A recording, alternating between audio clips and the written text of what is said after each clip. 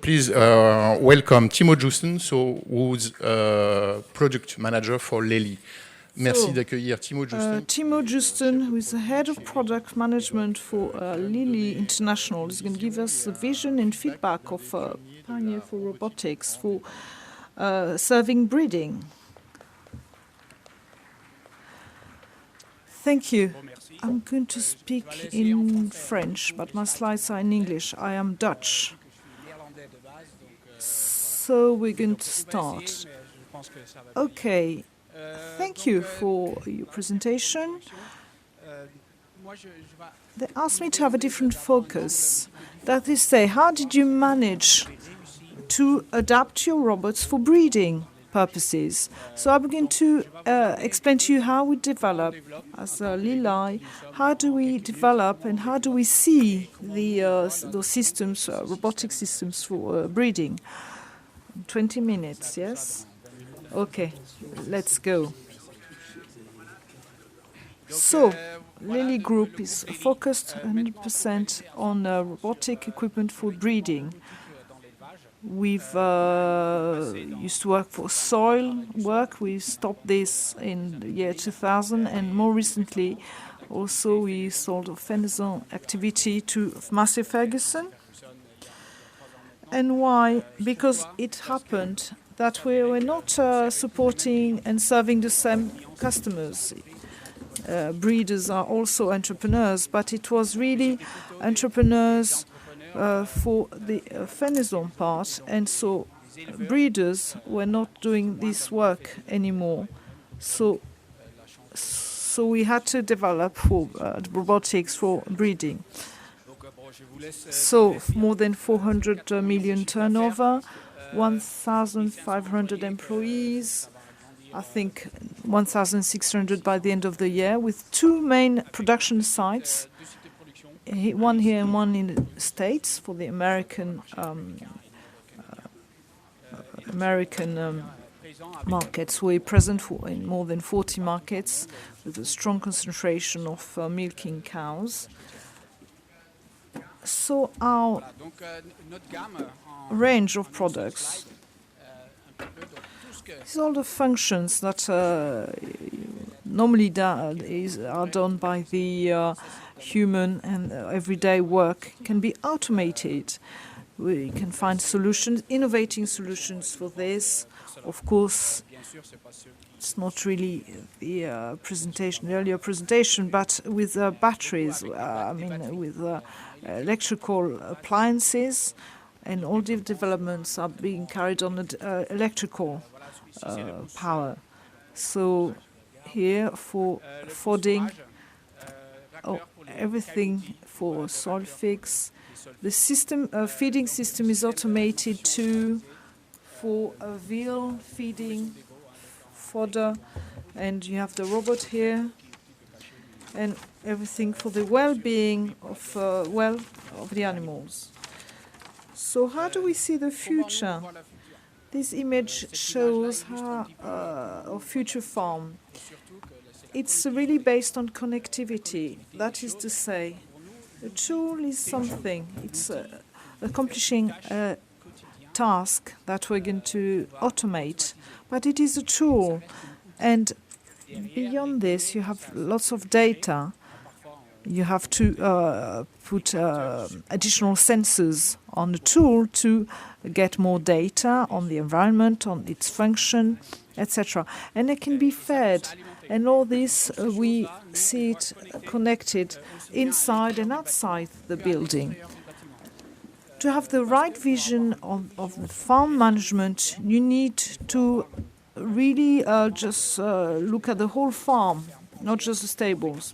If you want to see that something for feeding the herd, you need to know about fodders, you need to know about the strategies, what is available in silos, etc. So, with the IoT, you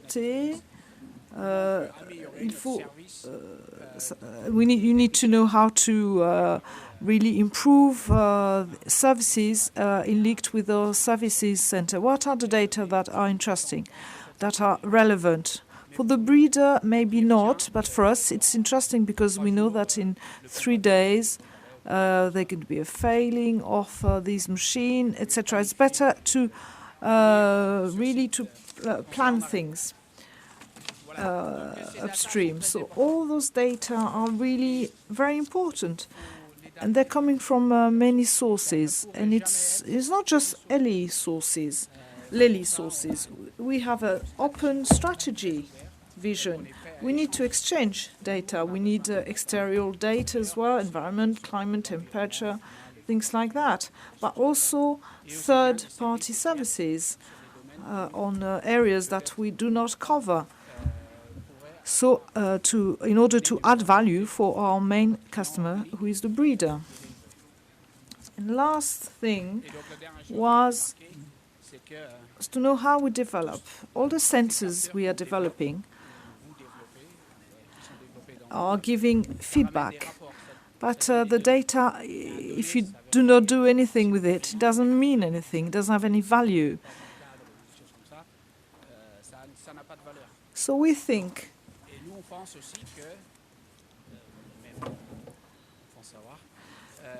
that one needs to limit the number of innovation on data. You cannot ask somebody to make sure to look at 20 reports every day and to do an analysis of the data.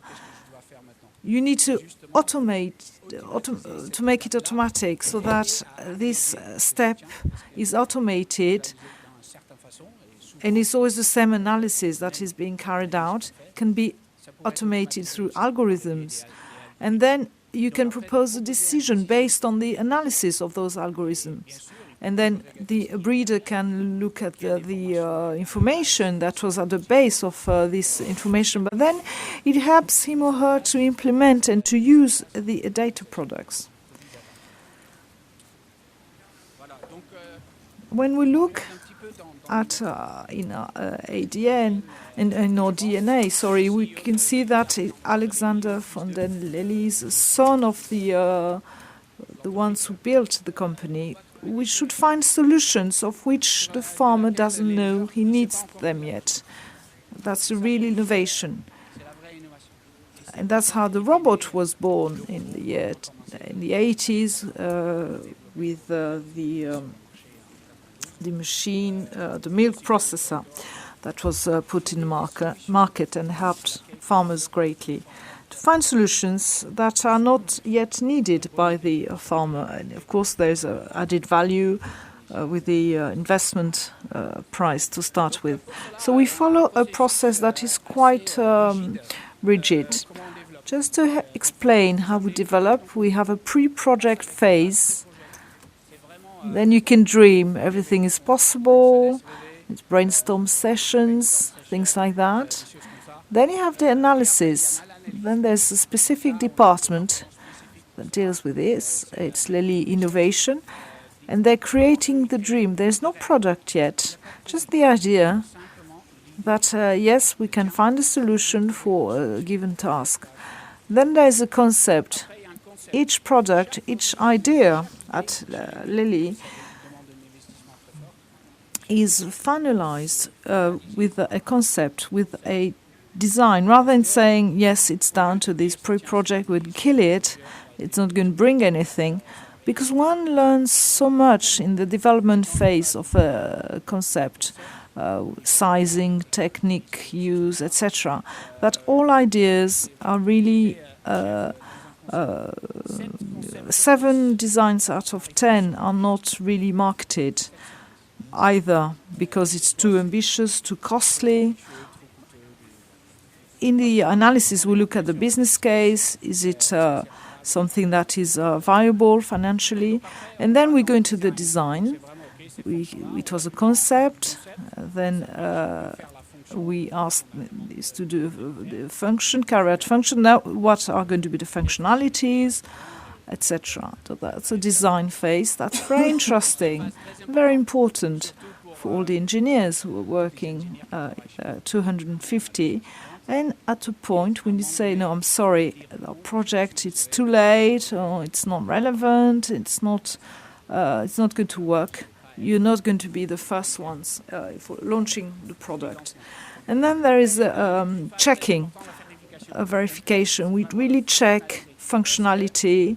Can he really do the meal processing, for example? Then validation. Can he plug a cow in all conditions, cold, hot, very different breeds, Holstein, in Normand, etc. Whether they have different size for the meal processing. That's very important for validation. So can providers give the right products in the right time? And then to finish with the aftercare, so all technical people are trained to be able to install and maintain such machines. So, and then the products are sent to your farms. So give you examples on how this reflection happens. I'm going to take you to the development of the discovery collector for the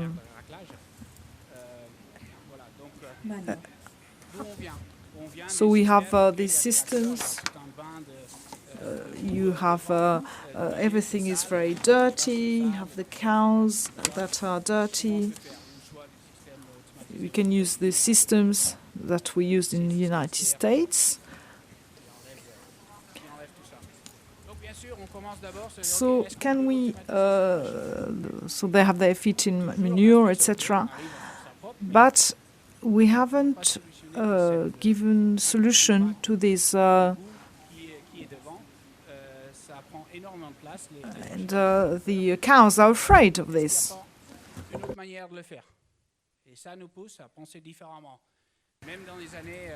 In the year 70-71, we thought to have a first idea was this: could aspire the manure, but then you need to free the areas so that get the cows out, so that tractors can get into it.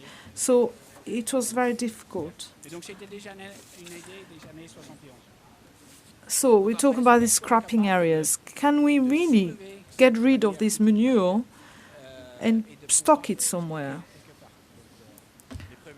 First ones didn't work very well. Can we have another system to get rid of this mud? Finally, to say, the little film earlier showed maybe there's a potential here. So a new journey begins, then you have to have the patents, and then you start thinking, somebody has patented this already, so you need to find another solution to have the same function in a different way.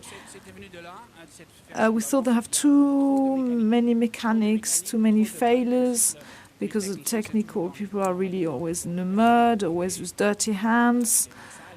So then we had the idea of not aspiring it. If it's really liquid, you can aspire it.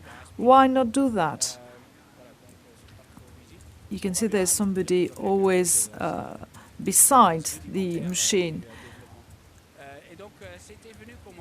We started with like a manure vacuum cleaner. So we could really aspire, vacuum clean, and stock this manure. So that was the concept. Looks like a product, but it's not. It's just a prototype. It's a concept, sorry. So concepts are following one another up to the time when you say, okay, this is valid, and we go to the next step with a partnership, of course, of lots of providers. And then we have the final product that looks great and that is operating the right way, functioning very well, and that we can reproduce in mass. It's on the French market. It is a very it's a product that is really expected. with lots of excitement. So we have innovating products.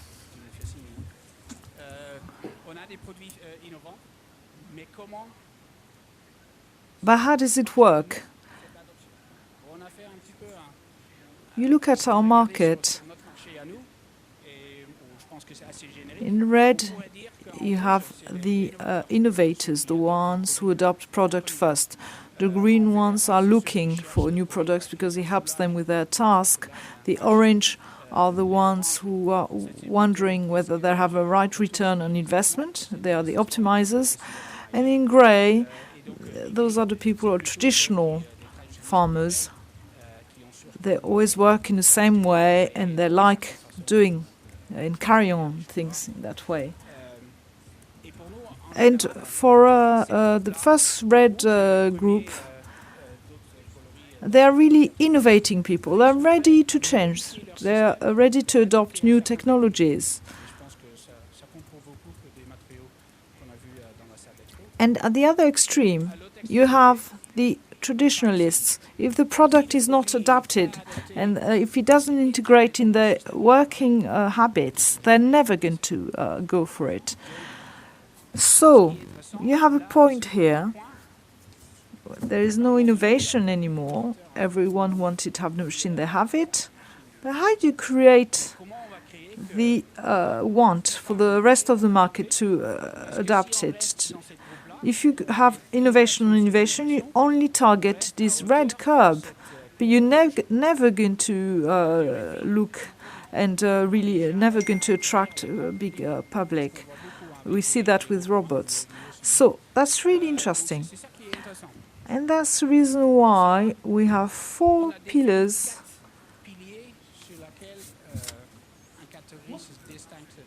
you have the best product. People are interested whether it's shiny, the best, better than my neighbor, whatever. Then all the figures and data you can bring. Do you have figures to? Yes, those are. They want evidence. Those want evidence and figures to show that there's a right return on investment. Then you have the support. You have the right networking support, so that if my agent changes brand, do I stay with him or not? Or that's a question too. And then finally, the range of products. Are we able to find solutions that can adapt to different systems rather than systems will have to adapt to our products? So here's a summary. You can see in red, the first ones who adapt the product, they really focus on the product and on functionality. What can it bring? That's very interesting. They like technique, but they want to have lots of settings to play with the machine. They want to play with the tool a lot. Then those who want to be reassured, figures are good for them, but not that important. Not as important as the agent. It's very important to have the right relationship with the agent. If there is a problem with the machine, can I ask somebody? Do I trust somebody to tell me it's working? It's very interesting, very important. And optimizers do not have a specific relationship with the agent. Optimizers, they don't really mind. It's the best product at the best price. So it is very important for support. And whenever you are, whatever you're doing, you must come quickly. But it has to be put in figures and validated by other sources than just Lely. And traditionalists, they want a mix of everything. They want to follow the others, but we're not there yet. They're not ready to pay. So they want lots of services. It has to be adapted to their situation, but no higher costs. I want to pay what my neighbor paid and not more, but with all the changes. They want a bit of everything. So you need to choose which category you're going to support. You cannot serve a group and the other. You need to really have the focus for the maturity of the product and position yourself. For the milk processor, we are there for the people who need to be reassured, but also business optimizers. If you look at robotics in the United States, there is no manning, and manning is very expensive, so they find solutions. So this shows where we are with the robotics nowadays, different countries here. France is there. 17% of cows that are being processed by for milk by a robot in the United States, less than 1%. They are really at the beginning. But the orange group is superior to the green group. How do we know? Thanks to the questions that we get. It's big farms. 3,000, 5,000, 7,000 cows. How are you going to adapt things to the system with 7,000 cows for 110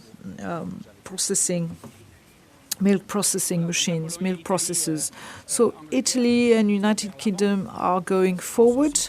That has to do too with the fact that the product is ready.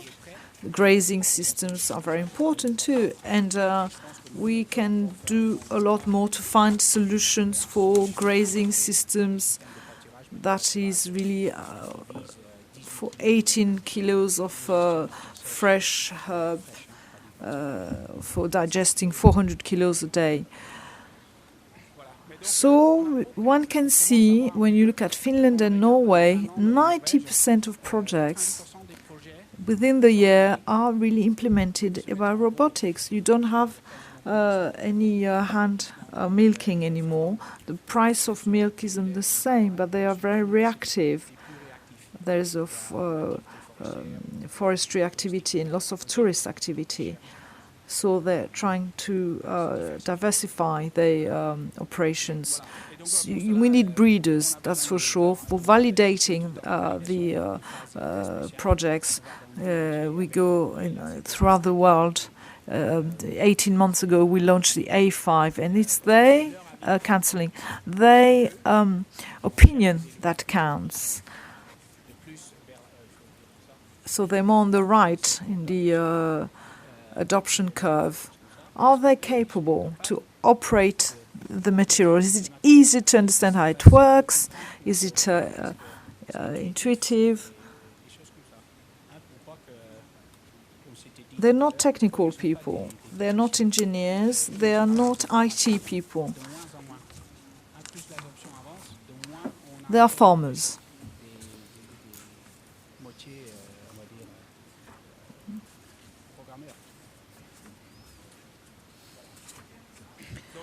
So all this is fine. Is Lely developing only things? Is there a way of exchanging things? And our program is called Feed the Future. And it Lely enables a jumpstart with your innovation. It helps startups which have a very innovative product that can be integrated or can be a complement, additional product, because we want to extend things, to have a global vision on the farm, as we said earlier. It is a program that helps supporting things, because sometimes you have lots of ideas, but then they are stopped because they don't have the right funds, the right networking at local level. So this is to help one another. Thank you very much for your. Thank you very much. So tomorrow we have the business meeting. Business meeting tomorrow. Timo, thank you. Thank you, Timo. we've seen lots of robotics, but Lely is a company that is very well known for breeding and for cows. I would like to change subject now. I'm going to ask Yanne COURCOUX, who's CEO of TIBOT Robotics, to speak to us about robotic solutions for poultry. Yanne, c'est à toi la parole. Merci. Bonjour à tous. Juste en introduction, c'est vrai que le FIRA, jusqu'à présent, on était beaucoup dans la robotique dans les champs, les cultures, etc. C'est la première fois qu'il y a une session sur la robotique en élevage. Lely est là depuis longtemps, comparé à une start-up comme TIBOT. Et la robotique, on va dire, les robots de traite, hein, évidemment, ça a été les premiers robots qui sont arrivés en élevage. Par contre, dans le domaine de l'aviculture ou dans d'autres espèces, on se rend compte qu'il y a encore assez peu de choses et que c'est un domaine relativement nouveau. C'est un peu la nouvelle frontière, on va dire, de ce qui se passe en EdgeTech aujourd'hui. Alors, ce que je vous... Oui, mais il n'y a plus personne. Ah si, il y a quelqu'un qui revient. Ce que je vous propose, c'est de regarder d'abord les vidéos. Est-ce qu'il y a quelqu'un à la régie qui peut lancer la vidéo, s'il vous plaît, de TIBOT ? Ça doit arriver, ok. Donc TIBOT, on est une entreprise, on a été créé en mai 2016 hein, sur l'idée... Again, we apologize for this, but our microphone is simply not working. So we're going to see a video to begin with, and then we're going to listen to the genesis of a company. We started from a need which was expressed from the field because they were reporting their poor conditions of work, and so we wanted both to make their life easier, but also increase the yield. Now today poultry is an area in breeding where there are many challenges. Obviously, if we want to feed the planet, we need to increase manyfold our production. We estimate that the consumption of poultry is going to increase by 45% between 2010 and 2030.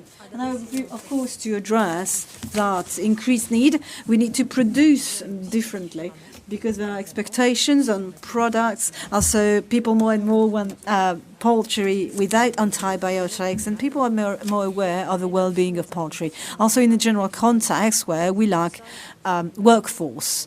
And this is for that reason that we're going to need more and more robots in this industry. This is Sputnik NAV as a robot works exclusively in poultry breeding, and this robot has two effects. First and foremost, we're going to get the animals to move. So those are rather young animals, but if you're familiar with poultry breeding, when they grow, they tend to not move too much. They become quite really little mobile on the litter, and when they do not move, you do not get the right yield, you do not get the right result, and you also have a number of diseases from the litter.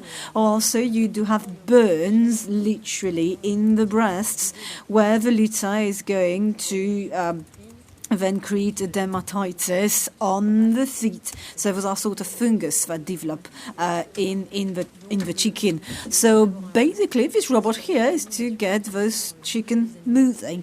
Now, if they move, again, is somehow like a sports coach.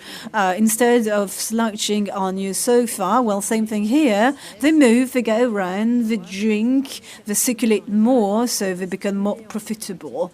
And thanks to that, we get better results, more profitability once again for the farmer. With a robot, obviously, which is an investment that you have to make upstreams and upfront, but then you're going to have a very good financial payback from the second year, according on our studies. Again, as I said, this is a double-use device. So they get the chicken to move, but also they're going to scratch the litter.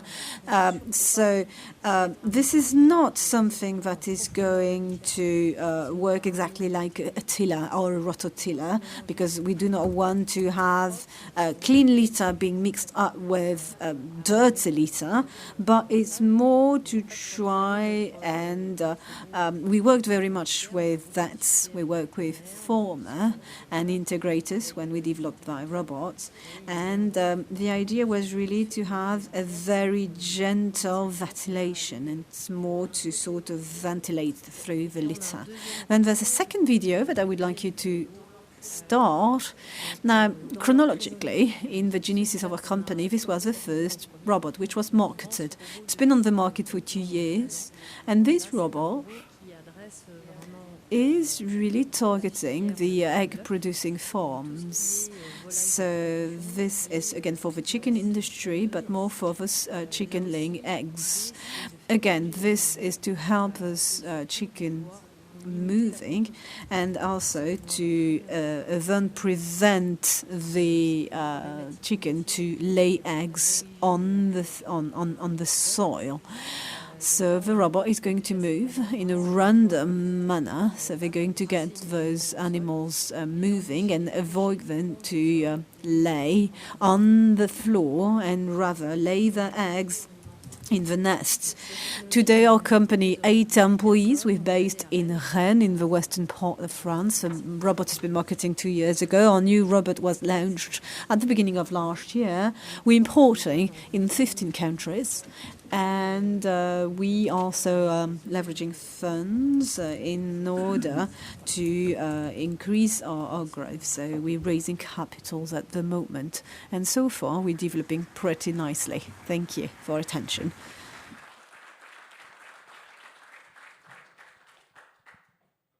Comme tu veux, Benoît. Tu veux le faire là-bas So I'm delighted to now host Benoit SAVARY. We met for the first time 4 years ago, if I'm not mistaken. Yeah, that was 2016.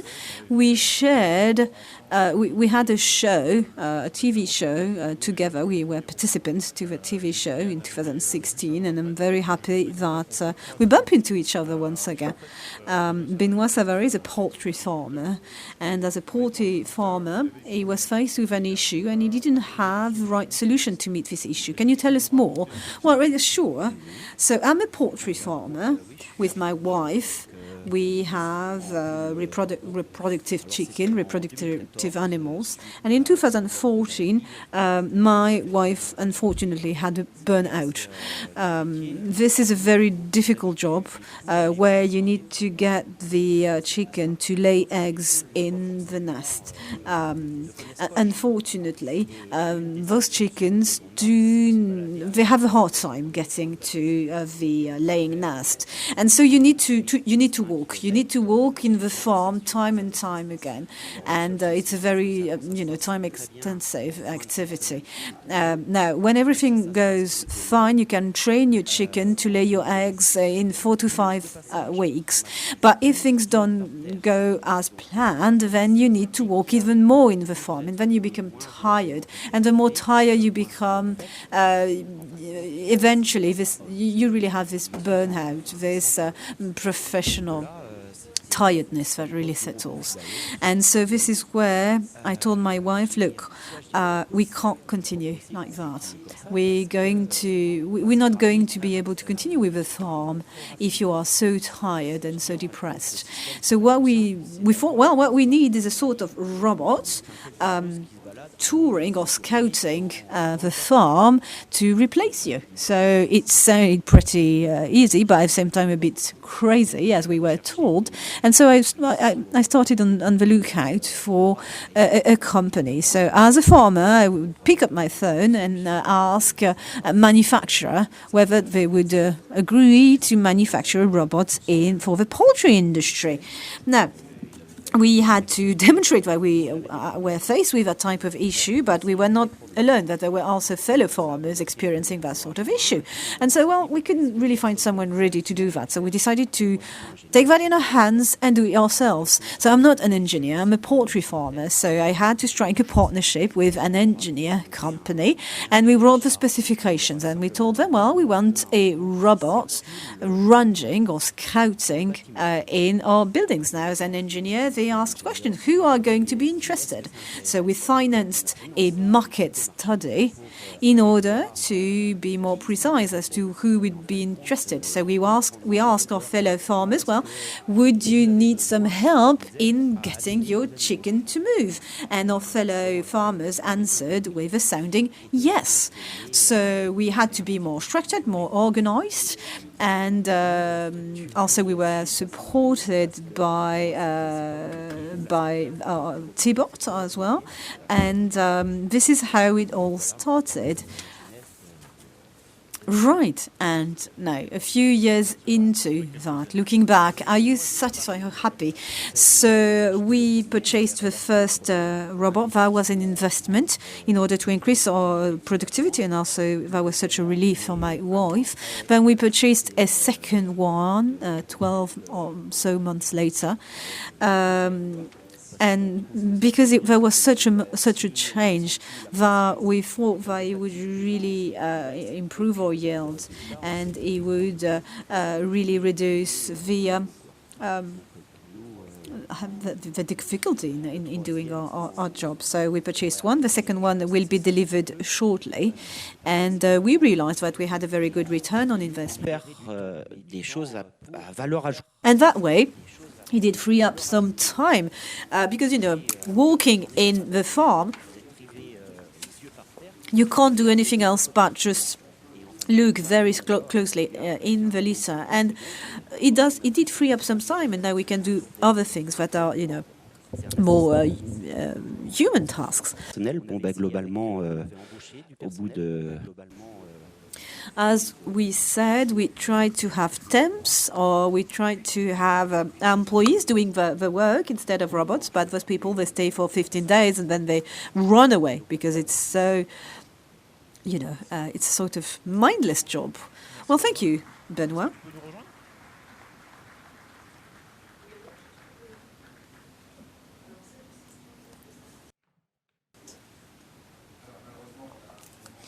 Unfortunately, there are very few farmers in the public. Now, I have a question for Lely and for TIBOT. Well, I see that you, of course, are in favor of those robots. Now, according to you, what can be the expectations and fears of our colleagues, and why they do not invest in robots?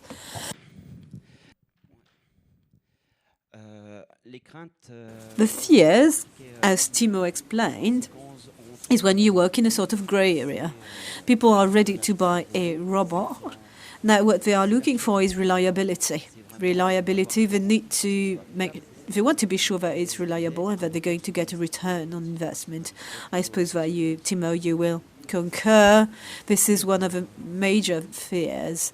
Well, sure, that's exactly what we hear when we're trying to strike a deal, when we are negotiating with the farmers.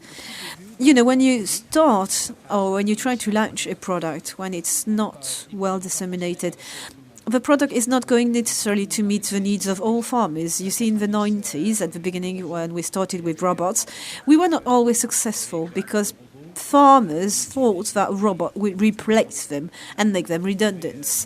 And so there were the sort of expectations. And as it was explained a few minutes ago, well, actually, it's not what happens. Those daily routine tasks are being automated, and then you have more time to do more added value tasks. And so you need to accept robotization, automation is a change in our practices. It means that you're not going to work in the same way as you did in the past, some 20 or 30 years ago.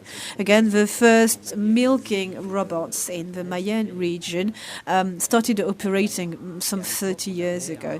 Back then I was at school, and what I would be hearing from my parents or colleagues, why would you buy a robot? You need to milk your cow manually. Now, of course, this is no longer a question. And again, when the first mobile phones were launched, people were wondering, well, why would you need a mobile phone? And obviously everybody owns a mobile phone. So when you have a very innovative, disruptive products, there are those questions that are bound to happen. Now about the hurdles, this is the gray area on your slide, Timo. When a product is launched, you need to change your practices. You need to rethink the way you manage your company or your farm. And sometimes some behaviors have been in usage for years and years. And so with such a profile, it's difficult, of course, to transition to robots. Now, of course, you have then the early adopters, and then those looking for profitability or reliability. Now, this is very interesting, that curve, and to be very clear with the different types of consumers. Now, their expectations are different, and we need to meet those. And by trying to meet those expectations, of course, we get our products to improve. Now, I think that's a real difference.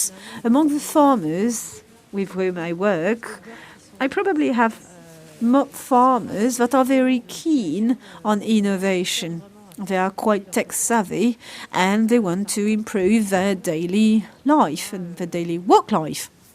Now, around them, you have groups, bigger or smaller, and in those groups, those clusters, you have clusters of farmers that are pretty conservative, and it's difficult to get them to change, especially as a startup our size. Most of the time, we're faced with a lot of resistance.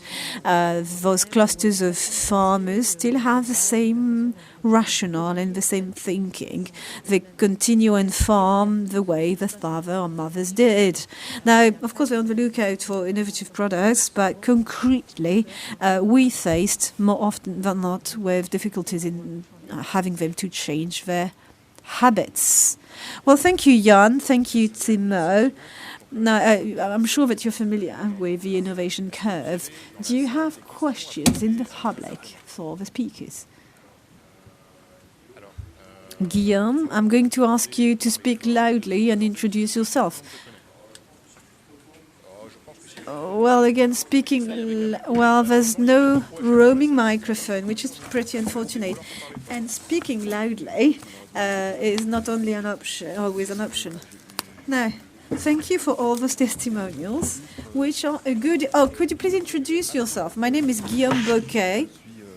I'm in charge of technical matters at AXEMA. We import agricultural equipments. Now, of course, I'm a firm proponent of what you mentioned, the fact that new technologies at large, I'm talking here about robots, but also automation, are here to solve issues pertaining to farm, but also they help in the well-being of animals, reduce the musculoskeletal diseases and pests, and we're all deeply convinced. And you also demonstrated by bigger companies like Lely, but also grassroots initiatives to try and improve acceptability of this new techniques by the farmers, because they do meet a need. Now, in larger farms, there's another player with whom we need to operate, and this is public opinion, preconception, people that the type of outlook on farmers and the fact that you associate new technologies like milking robots most of the time is associated in the mind of the public to something that is not good for the animals. So of course you can ignore those preconceptions, but you need also somehow to take them on board. So is it a source of concern for you, Lely, but also your neighbour? How do you tackle this subject, which can be sort of counterproductive for our entire industry? Well, this is very important, of course, for us. Of course, we may be right with our approach, but the wide public need to be on board. They need to agree and be aligned. And of course, adoption is key. What we want to do is work towards the future of farming. Our main competitors are chemical proteins, proteins of other origins than animal proteins. And this is our main competitor. In the future, there may be no farming whatsoever. So food could be of any sorts of origins. Now, public opinion, as a company, we need to take it into account. We need to look into diversification, what clients are looking for. Now, of course, the clients would like to know the history behind the product, and they want to know, to have a wealth of information. So we do not want to have something imposed upon us, rather to write specifications that we write ourselves in close collaboration with our farmers. And so the farmers explain what are the farming practices, and we do subscribe to a number of best practices that prevail. So we try to be as respectful of the environment. We try to demonstrate that using robots also is a way to be ready for the future, and also to be more appealing to younger farmers, because one of the problems that farming industry is faced with is to have young farmers being interested in being interested in taking up the farms from the older generation. Now, technology adoption makes farming more fashionable and more attractive as well, and probably it introduces again a future forward thinking. Now, no one in the future would like to have a job which is not esteemed by their posse or by their relatives. If not, people want to work, at Google, and they do not want to work in a farm. Now, Yanne and Benoit, at TIBOT, is it something that you take into account, public opinion? Well, we do. And again, I will give my point of view. If you want your chicken to lay egg on the floor, you need to place them in cages. And thanks to the robots, this was also something that increases animal well-being, but also farmers' well-being. Because I'm here to proudly say that you cannot have animal well-being if you do not have a farmer well-being aligned as well. So the robot does meet my expectation, and I'm sure that it will also reassure the wide public. If you want to have free-range chicken, you need those robots. And I'm sure that, of course, you need to be a farmer. You need to be familiar with the industry to understand those challenges. Are there other questions from the public? Now, are you going to speak loudly? Are you going? Well, I'm sorry, if you speak loudly, I can't hear you, sir. This is, I'm sitting in a booth here, which is soundproof, and so I can't hear what you say if you do not talk in a microphone. The interpreters apologize, we can't translate.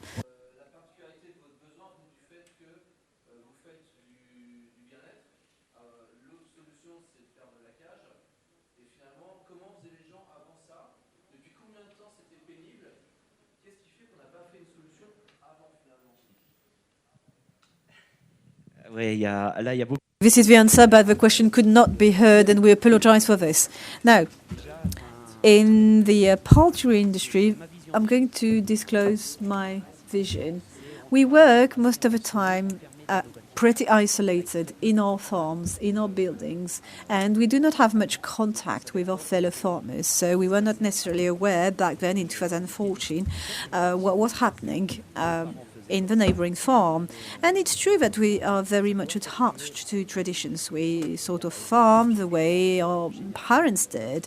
Now, as Timo said, our children will not work as we currently do. And so there's a change in generation, and we need to anticipate that change as well. Now, again, breeding chicken free range means that you do not put your chickens in cages, some 10 years ago, 80 to 90% of the egg industry would be by caged chickens. Now, you know that there are regulations that I change whereby free range will become compulsory. Now, there are a number of farmers out there who discovered the reality of farming chickens outside of cages. Now, of course, when you try to think about the well-being of chickens, there are a number of things that are given. You need to have natural light. They need to be able to graze outside. So it starts again from a very worthwhile rationale. However, you do not necessarily take into account the consequences. Natural light in a building also makes the animals more aggressive. And in the same time, we're being told that you need to remove, you need to cut the beak and also the nails of a chicken. You shouldn't do that. Yeah, but of course, if you don't do that, the animals in turn become more aggressive and they're going to peak and use their beak against their fellow chickens.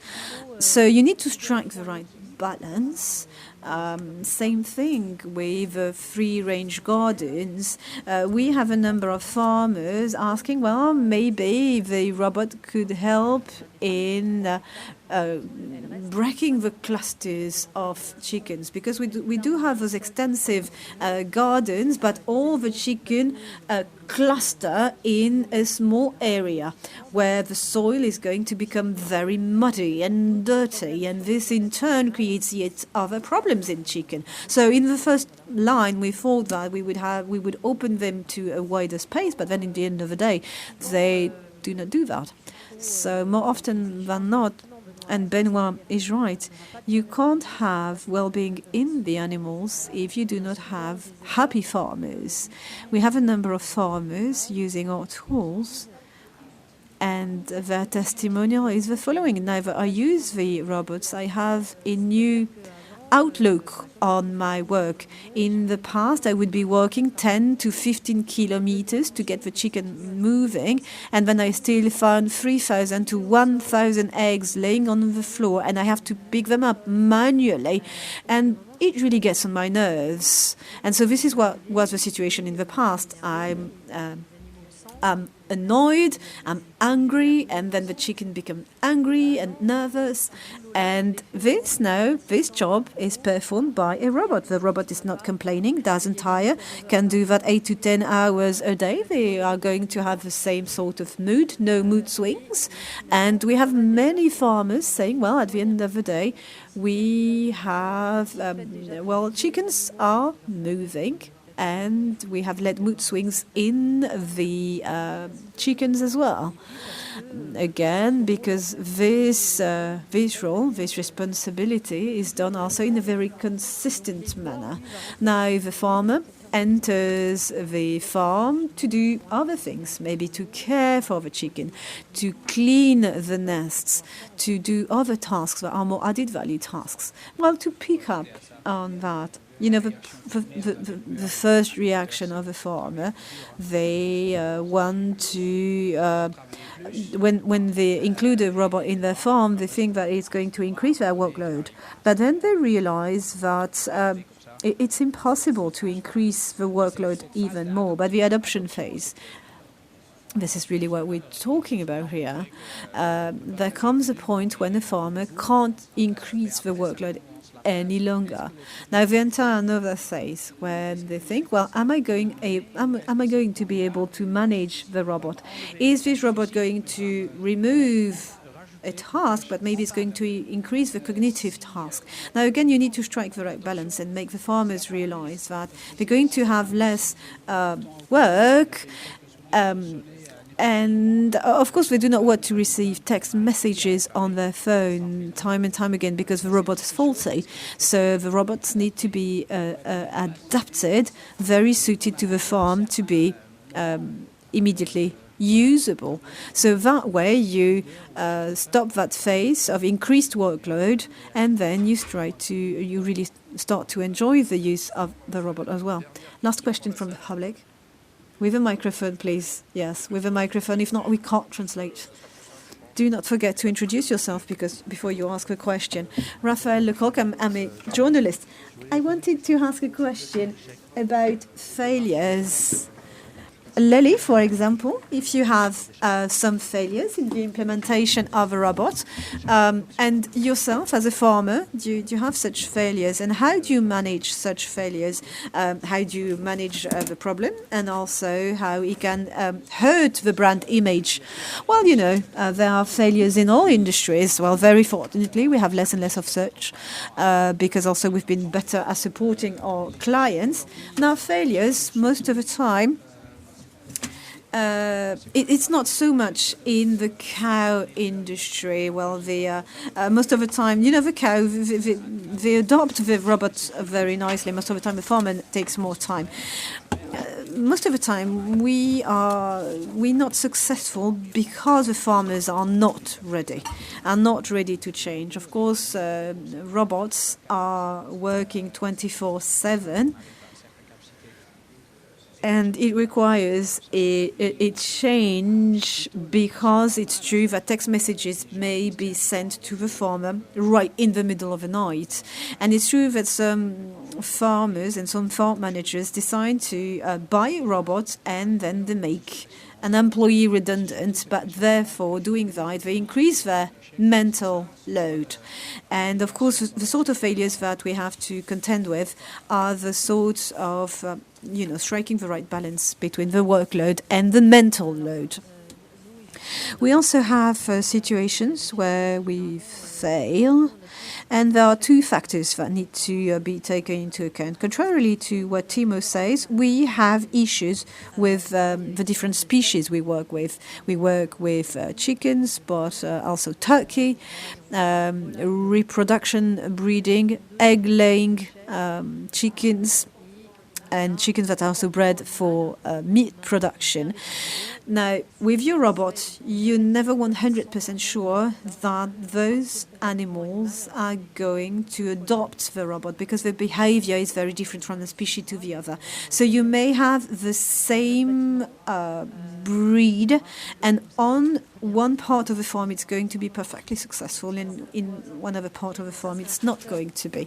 So there's a part of uncertainty that remains. Now, interactions between animals and robots most of the time fares pretty well, but then on the long term, sometimes this changes. So this is the animal factor. And on the other hand, you also have the human factor.